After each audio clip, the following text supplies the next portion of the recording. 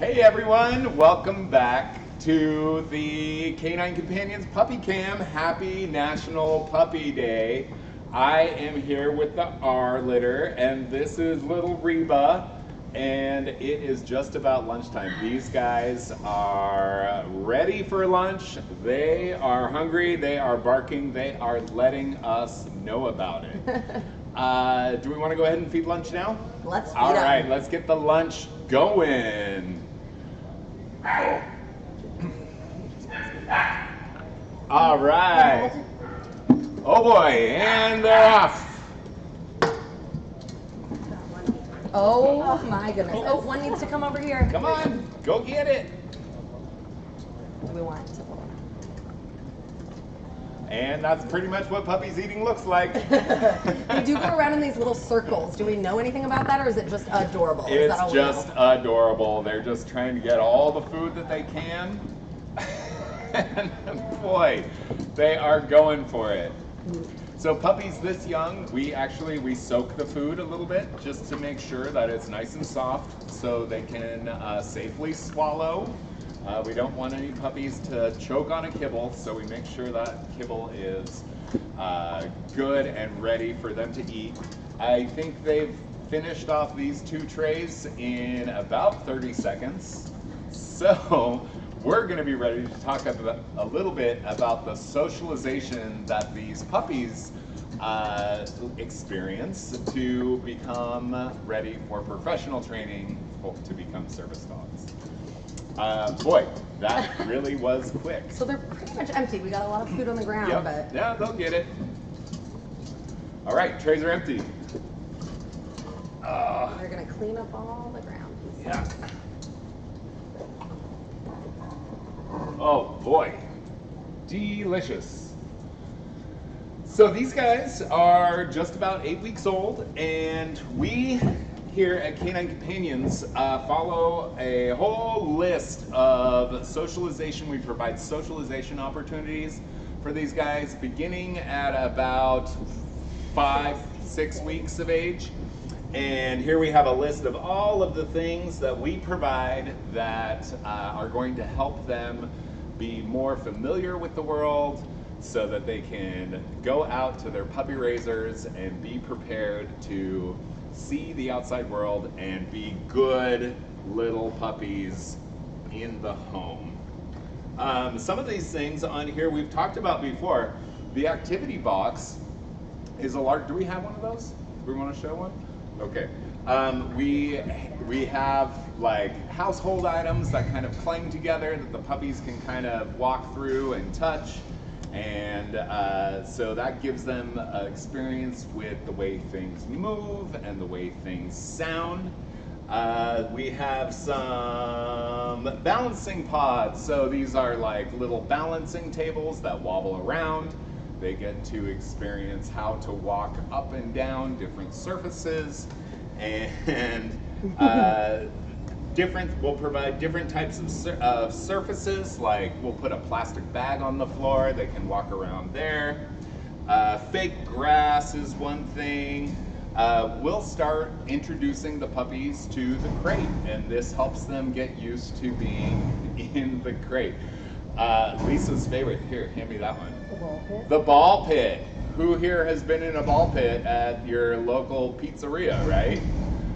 We have a little kiddie pool that's filled with little plastic balls. The puppies jump in there, tumble around, and get to play around in there. We also do a lot of grooming introductions. So we'll hold the puppies, we'll trim their nails, we will start to look in their mouths, and this puppy is through with the socialization chart. I'm gonna take it all apart for me. Here, let's take that out. Yeah, thank you. Here. I got it. Okay. We'll make it happen. So part of the socialization process is definitely grooming. So we will hold the puppies, we will play with their feet, hold their nails out, and trim those guys up. This one is full of food, so I'm getting lots of gross puppy food on my hands, and that is going to make things very interesting for hanging out with these guys today. Yeah, so, and then we'll sort of look in their mouths. Yes, oh, good puppy. Yes. But really just hanging out with them and being social, bringing people in to say hello, and our wonderful staff here spend a lot of time with the puppies so that they are used to and really enjoy hanging out with people. And that's the socialization that they do while they're here with us at Canine Companions.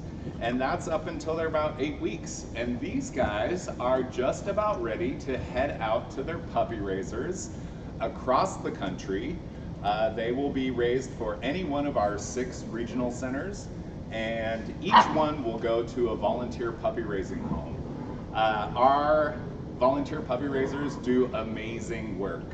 And the main goal of our puppy raisers have is to prepare these guys and socialize them so that they're excuse me, comfortable going out into public and ready to be trained by our professional trainers.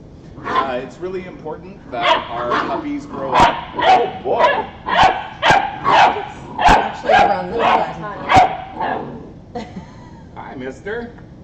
So this is a perfect segue. Yeah. Can you kind of discuss some of the socialization that the puppies teach themselves about, like, Oh yeah, so early on, so from about 3 weeks till about 8 weeks, we call this the early socialization period, and this is when they're really learning how to interact with other dogs. They're learning to be dogs and to interact with each other. So one of the most important things that little puppies learn with the litter is bite inhibition, right? They learn that by playing and play fighting and playing around, that what is too much, right? If a puppy is playing too rough and the other one stops the interaction, then that's really gonna tell the puppy, like, hey, that's not really gonna be fun for me or anyone else. So this is where they start to really learn sort of social manners with each other. And that bite inhibition actually transfers really nicely to people too. So that sort of interaction of play really does start to form early on with the little puppies. Playing and interacting with people is another thing that has to continue with their puppy raisers for the next several months, right? We don't want the puppies biting hands, although that's pretty much their favorite thing to do. Puppies really explore the world with their mouths. If you think about it, that's like their one hand, right? And that's how they can explore sights, smells, textures, all types of things that they come across in their environment. So it's important that they learn how to appropriately interact with people. We don't want the puppies biting hands. One of my favorite tricks to do, this is a pretty good example. This puppy is being a little mouthy, so I reached down and started petting her chest, and look at his face. Instantly calms down, loves a little belly rub and a chest rub. And this little puppy, this is Rustin, and he... Oh, that's actually Reba. Oh, this is Rustin. This is Rustin, and he has picked me as his favorite. He came right up to me, and he has not left me alone since I walked in here today. Have you? He also decided to take his little... And he took his cape off, yes. All right. So that's also a part of socialization. Yeah, so the capes, these are similar to the vests that they wear as identification for when they go in public. And getting them... Ooh, that's loud. Maybe I'll take one of them. Hey guys. Hi, mister. Yeah, we're having a lot of fun here, but we're just gonna interrupt our live segment here. Come on. So the equipment that we use with the puppies, we use a cape, and we also, they have to wear a collar. When they get older, they will wear a head collar and a leash, of course. And each one of those pieces of equipment, it's really important that we introduce them slowly and make sure that the puppy is having a good experience with learning how to wear that piece of equipment. So we'll put these capes on them. We'll make sure we put these on just before they ate. They get to eat food. They are having a good experience eating food. It's too much excitement for a little Roberto. And then they associate that with wearing the cape. Um, when we introduce any other new piece of equipment, we just want to do it a little bit at a time and make sure that the puppy is having a good time. If they are starting to paw at the equipment or trying to take it off in any way, we'll distract them from that and then take it off.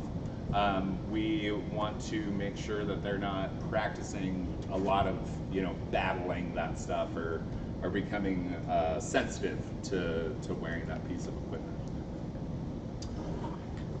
So, what else should we talk about? Well, we can see if there's any questions if you. Oh, great. Yeah, do we have any, sure Ginger, do we have any questions? Well, and we'll also have questions from Facebook and Oh, Instagram, great. so we'll kind of see Okay. what we've asked. Let's see if anybody has any questions for James about these adorable puppies.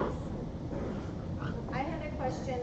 Nicole was asking, when will these puppies go to the puppy raisers? Nicole asked a question. She asked, when are these puppies going to their puppy raisers? I think Let's just, hi, Miss. Yeah. Okay. Oh, We just had to take a little break. yeah. These puppies are heading out to their puppy raisers this week. I guess, yes, tomorrow, right? Are they leaving tomorrow? Yep. Yes. Yeah, so they're heading out tomorrow to their puppy raisers. They will be arriving tomorrow afternoon or early Saturday morning and start their journey with their puppy raisers. Their puppy raisers will have them for about 16 months or so, and then turn them into our training centers for professional training to learn the tasks and skills that they do to help a person with a disability. We have a second question. Who gets to pick the names? That's probably one of the best jobs. The question is, who gets to pick the names? And our amazing breeder caretakers, these are volunteers who care for the dams and sires, the parents of all of our puppies. Some of our breeder caretakers actually deliver the puppies in their home and keep them for the 8 weeks that the puppies are with each other. But our breeder caretakers get to pick the names. All of the puppies in a litter are named with a name that begins with the same letter. So this is the R litter. We have Rain, Rustin, Raven, Rhett, Roberto, and Reba. Reba. And Reba. She likes country music. She likes country music. Awesome. Okay. Yeah, so our breeder caretakers get to pick the names. And we do need more breeder caretakers. And of course, we do need more breeder caretakers. We also need a ton more amazing puppy raisers who are willing and able to take one of these adorable 8-week-old puppies into their home, socialize them, teach them the basics, and return them to us for professional training when they're about 16 to 18 months old. Rustin here is looking at all the fun and thinks he wants to join in. So cute. Let me tie his cape. All right, and we'll see if we have any more questions. Any more questions? How far back does the puppy's lineage go? Oh, well, we have been breeding puppies here since the late 1970s, and we have records on all the dogs that we have bred, and so we have generations upon generations upon generations of puppies that we have records on. So yes, we have detailed lineage records with our puppies. And where do you get the training to be a trainer? Well, if you want to become a trainer here at Canine Companions, all of our trainers start out as instructor assistants, and that's a position where you learn all about the husbandry and caretaking of our dogs. We do a lot of kennel work and just basic care. Medical care, feeding, grooming, all of that stuff. And then they they become apprentices. And there's a 3-year apprenticeship, give or take, with each person that goes through the apprenticeship. They work directly with the dogs and under the supervision of our training managers, and then become instructors. They then work daily training our dogs in professional training, teaching them how to retrieve things that might drop from a person's lap or from their hand, and delivering those things back to their handler. These dogs open up doors. They will tug open a door with a tug strap. They can push plates in public, push drawers closed with their nose. They can turn off and on lights for their handlers, and pull manual wheelchairs with a specialized harness that will fit to dogs that we train with that skill. Our dogs also serve people with hearing loss and people that are deaf. And these dogs will alert their handler by nudging their knee and then taking them to a sound. They can also do that if somebody calls their name or if they drop their keys. The dogs will alert them to that sound. What else? Oh, our dogs also work with professionals in medical settings or other settings where the dogs might be useful. These are people who are occupational therapists, who work with any population of people. So we have a really great occupational therapist who works with our dogs, and our dogs will interact with her patients in ways that encourage them to work on their therapies, learning how to walk, learning how to do different daily tasks, and that's pretty great stuff. It's fun to see.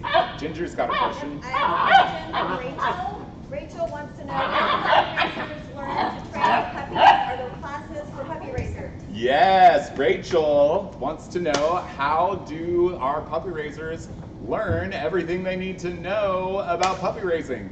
That is my favorite question. I am the puppy program manager for the organization, and we provide puppy classes in all of our chapters across the organization. We also host puppy classes on our campuses. These are, in each chapter, they are at least once a week. So you have an opportunity to bring the puppy in and learn from each other. We have both volunteer instructors and staff instructors, and we teach you all the basics. We have lots and lots of training videos on our websites, and our puppy manual with everything you need to know to successfully raise a puppy. The things that we really focus on for our puppy raisers is teaching the puppies to walk on a loose leash. It doesn't sound like a big deal, but it is a huge deal that our puppies walk nicely next to their handler, nice loose leash. We don't want them tugging or pulling the leash out of anybody's hand. So that's one of the main things that we focus on. The other is socialization, right? Puppies get very excited when they meet new people in public. And so we really have to work on the puppies building impulse control, right? We don't want them just charging out to greet somebody. We want them to politely greet somebody, allow somebody in public to pet them. When dogs are working, most people are familiar with the etiquette that when you see a service dog in public working, that you don't just go up and pet them. But it's also a great way to start a conversation with somebody that uses a service dog, right? Say, hey, what a cool dog. Can I pet your dog? And when that happens, we really want that dog to sit politely and just offer a paw to shake or to say hello with a nice head scratch, and not get excited and cause a management issue with the puppy in public. When we're puppy corralling, apologies, everyone. If the camera goes a little sideways, it's because we're corralling puppies. Yeah. Great questions. Do we have more? Not a question here, but just a shout out. Somebody said, we love James. Somebody else said, hello, James. And somebody said, hey, from the Northeast. Hey, Northeast. Any other questions? No questions, just Alright. another shout out. Lorenzo, the guy, first time puppy raiser, one of the best experiences of their life. Awesome. Can you repeat that, James, for those who didn't hear? Who was it? Shane Shane with Lorenzo the third is a first-time puppy raiser and said that it is the very best experience of their life. I also have to say, I am now a first-time puppy raiser for Canine Companions. I've raised several puppies, but this is the first service dog that I'm raising. I'm raising Jigsaw. He is 10 weeks old. He's up in my office right now, hanging out, probably sleeping, and I am so excited to be joining the ranks of our volunteer puppy raisers. So any of you puppy raisers who are out there, I cannot thank you enough, and I just am really excited to share this experience with you all that I've worked with so many of you for so many years, so this is really exciting. So we do have one question, if we can maybe have time for one Yeah. final one. Somebody was asking, how do we choose the moms and the dads, and what qualities are we looking for? Oh, great question. Yeah, so when we select the dogs that we're going to breed, we look at a lot of things. Two general things that we look at are health and temperament, right? We want to breed the healthiest dogs who are going to have a few medical surprises and that are going to live a long, healthy life. And the second is temperament, right? We want dogs that are sweet, that are interactive, that enjoy training and want to be with people. And so all of our dogs go through medical clearances. We look at the hearts, eyes, and hips and elbows of the puppies. We want to make sure that those hips are nice and healthy, the elbows are nice and healthy, that the eyes don't show any disease or things that might become a problem, and of course that we want a nice healthy heart that is going to last a long time. And so we look at all of those things, and then we also evaluate them for their temperament. And this puppy has a very nice temperament. Yes. The fact that this puppy can just be picked up and held and just gently petted and loved on and is not trying to bite me or to run away or to, do all these crazy things that a lot of dogs sometimes do is really a nice quality that most of our puppies are really, really great about. So a sweet, cuddly dog is what we want, right? That's awesome. Right. Yeah, it looks like we have one more. Oh, great. When will these puppies become service dogs? So these puppies will stay with their puppy raiser until they're between 16 and 18 months of age. And then they'll have about 6 to 9 months of training with our professional trainers where they learn the tasks that our dogs do for people with disabilities. And then they get placed when they're about 2 years old. So they will go they will meet their new partners in a class that we call team training. They'll spend 2 weeks getting to know them, and our clients will learn how to get the dogs to perform the different tasks and skills that they need. And then we send them home and we follow up pretty closely for the first 6 months. We make sure that match is nice and solid, and then we offer support for the lifetime of the placement. We really want to make sure that our clients get everything they need out of this relationship with the dog, and that this dog is providing the independence that they're looking for. And our staff are there to help our clients figure out if there's something new that they want to teach the dogs, or if there's something that the dog could do better. We are always there to help them out and to problem solve anything that comes up. Awesome. Okay, well, I think we're done. If you can just let people know, 3 p.m. Pacific, 6 p.m. Eastern, Susan's coming. Well, I think Michelle said it best. At 3 o'clock, Susan is going to come in and talk a little bit more about puppy raising. And of course, if any of you are interested in puppy raising, please go to our website. It's canine.org/raise. You can get started with your application right there. We also need breeder caretakers, and if you want to just come to Canine Companions and see us, we would love to have you at any one of our 6 campuses across the country. Go to canine.org. Thanks, guys.